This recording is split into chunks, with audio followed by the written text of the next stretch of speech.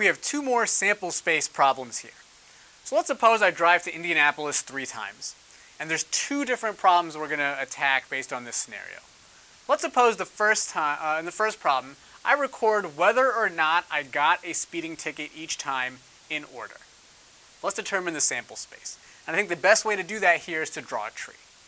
Alright, so on my first trip, that's the first stage of this experiment, I could get a ticket, or I could not get a ticket. That's what I mean by T and N. Get a ticket or not get a ticket. That's the first trip. Then I take another trip. I could get a ticket or I could not get a ticket. And if I didn't get a ticket the first time, I could still get a ticket or not get a ticket the second time. So I've got the first stage, which is my first trip to Indy, the second stage, which is my second trip to Indy, and now we'll have the third stage, which will be the last trip to Indy. And each time I'm writing down whether or not I got a ticket.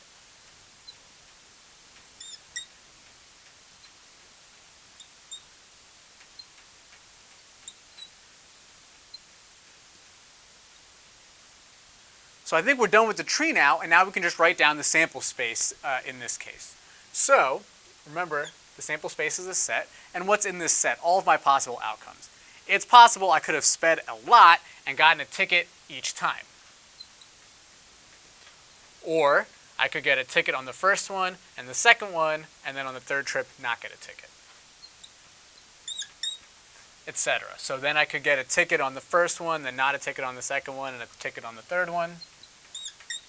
And you see the tree just lays all this information out in a nice way.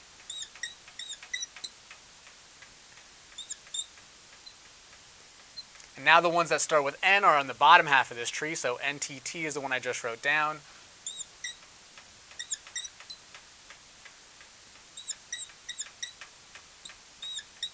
And the last one I write down is the outcome in which I don't get a ticket on any of the trips. Alright, so we've answered the first question. The second question is, instead of writing down whether or not I get a speeding ticket each time, what I do is I write down the total number of trips on which I got a ticket. So here I'm not writing down which trips I got a ticket on, I'm just counting in total the number of trips during which I got a ticket. So for this one actually, we can do this without making a tree. If I don't get any tickets, then on 0 of the trips I got a ticket, so 0 is an option. If I just get a ticket on one of the trips, it doesn't matter if it's the first one or the second one or the third one, then 1 is what I write down. If I get a ticket on 2 of the trips, then I'd write down a 2, and if I get a ticket on all 3 of the trips, I write down 3. The point of these two examples is to show that in an experiment, it's not only important what the experiment actually is, what you're actually doing, it's also important what information you're getting from the experiment. So in both problems, I drove to Indy 3 times, but in the first one, I wrote down in order on each trip if I got a ticket or not, and in the second one, I didn't care about when I got the tickets, it was just on how many trips total did I get the ticket.